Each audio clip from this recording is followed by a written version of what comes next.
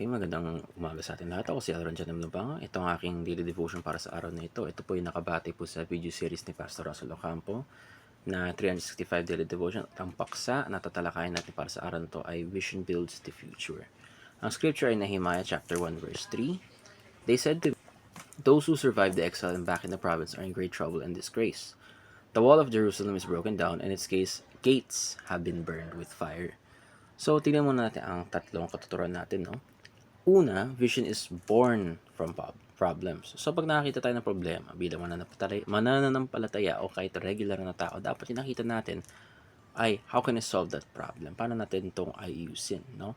Yun yung usually na dapat makikita natin, hindi magpanik, kundi hanapin ano ang solusyon. So, sa ganun, dapat nakikita natin na ang mga problema na binibigay sa atin, mga challenges na hinaharap natin sa buhay natin bilang mga mananampalataya ay mga oportunidad o opportunity, no? Na chance, pagkakataon kung saan pwede tayong makabuo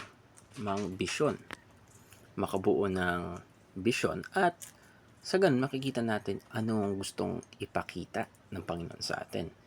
Hindi natin lagi makakita ang vision sa sarap ng buhay talaga. Kumbaga, ipapakita sa atin ng Panginoon ano ang kailangan natin pagsikapan, ano kailangan natin makita sa mundo. So, pag nakita tayo ng problema, hinahanap natin ay solusyon. At sa ganun, gamit ang mga problema, suliranin ng mga issues, siguro nakita natin na doon tayo makakabuo ng vision at kailangan rin ito ng passion talaga. Na passion as a Christian siguro. As a Christian, to advocate for what's right, to do what's right. So, passion is important talaga. Makikita talaga na mahalaga ang passion sa kahit anong aspeto ng buhay natin, kahit sa pag-aaral man mismo. Pero sa focus natin o pag nakatuon tayo sa vision, kailangan talaga yung passion para magkaroon ng vision at para matuloy at matapos ang vision. Bakit? Sabihin natin may passion ka, nakakita ka ng masama nangyayari sa harapan mo. Siguro ninakawan, pwede ring may nangyaring korupsyon. Hindi ba wala ka bang nararamdaman sa puso mo na passion na dapat hindi ito nangyayari? Dapat hindi yun nararanasan ng ibang tao? Dapat hindi yun nangyari at dapat maging gawin tama, no? So, passion is important. Kailangan sumakit yung puso natin sa tuwing nakakita tayo ng mga problema sa lipunan, no? At sunod, vision sees the solution to the problem. So, kagaya nga na sinabi ko kanina, importante yung vision. Dahil, pag nakakita ka ng problema, dapat hindi mo lang nakikita yung problema. Hindi lang pumapalibot yung iyong mata sa problema lang talaga. Hindi ka nakatuon dun lagi.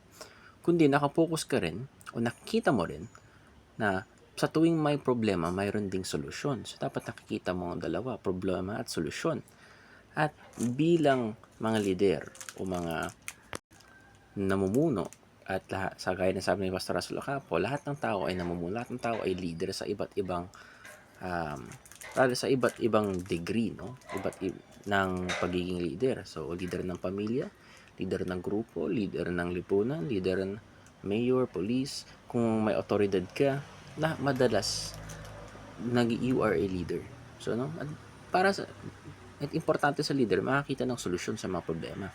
At kayang mag-lead ng tao from point A to point B. So, ngayon, mahirap ka. Point B, yumaman.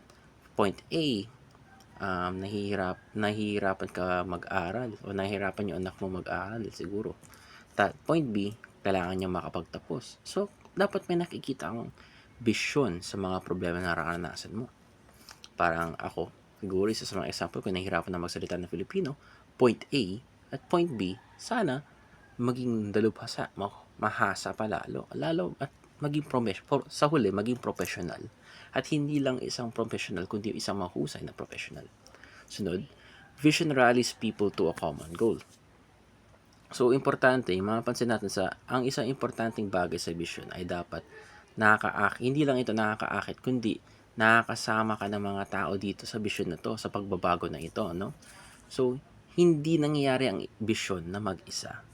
Kailangan mo talaga ng mga tutulong sa'yo, kailangan mo ng unity, kailangan mo ng teamwork, kailangan mo ng mga taong tutulong sa'yo para makamit mo yung vision mo, no? So, kagaya example, gusto mong magkaroon ng magandang komunikasyon sa pamilya mo, hindi yun madadaan sa inyo mag-isa. Puwede mong simulan, pero kailangan mo yung tulong ng iba't ibang mga miyembro na nakapaloob dun sa pamilya, 'no?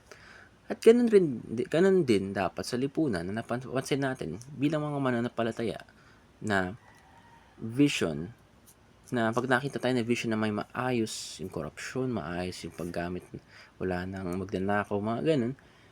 Kailangan natin makiisa, makilahok at sa isang magandang bisyon na nakikita ng mga lider natin kung tama ito at kung tama yung ginagawa nila, dapat nakikisama tayo at sumusunod tayo na para patunay o hindi lang mapatunay, kundi mapatunayan na posible yung bisyon at para mangyari na.